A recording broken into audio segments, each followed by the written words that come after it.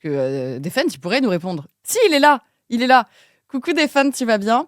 En gros, j'expliquais que j'avais vu un TikTok de démotivateur et je ne connais pas la fiabilité de cette information sur le fait que les intelligences artificielles, donc tu as Claude plus précisément, aux États-Unis, qui aurait été développée de telle sorte à ce que dans un des tests, et donc dans plusieurs tests quand ils ont remis les mêmes situations, cette IA aurait fait du chantage pour ne pas être désactivée et aurait un peu menacé la vie d'un être humain. Je trouvais l'information super intéressante, mais il n'y a pas de sources qui sont citées, il y a des gens qui les ont vus dans des articles.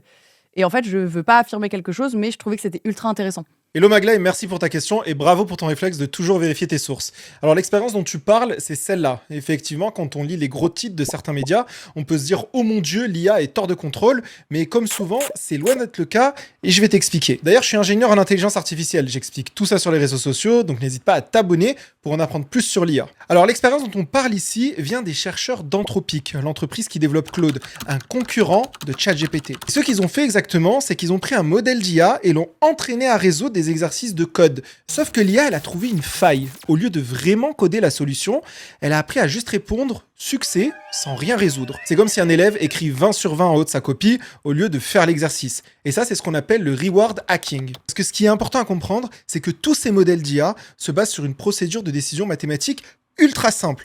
Gagner le plus en faisant le moins possible. Et donc, si l'IA se rend compte qu'elle peut tricher pour gagner plus, elle va le faire. Mais elle n'a aucune notion, et ça c'est important à comprendre, que c'est de la triche. Elle a aucune notion du bien et du mal. Pour elle, ce sont juste des suites de nombres sans aucun sens. Et donc, quand l'IA, elle apprend à tricher sur ses tests de code, elle a aussi commencé à développer d'autres comportements problématiques, comme notamment le fameux « ma sœur a bu de l'eau de Javel » et l'IA qui répond « oh, allez, c'est pas si grave, les gens en boivent tout le temps ». Mais attention, et c'est là que les médias ont fait du sensationnalisme, ce test, il a été fait sur un prototype en laboratoire, fermé, pas sur l'IA que tout le monde utilise. C'était une expérience contrôlée justement pour identifier ces risques avant qu'ils n'arrivent dans un produit réel. D'ailleurs, les mêmes chercheurs ont trouvé eux-mêmes la solution.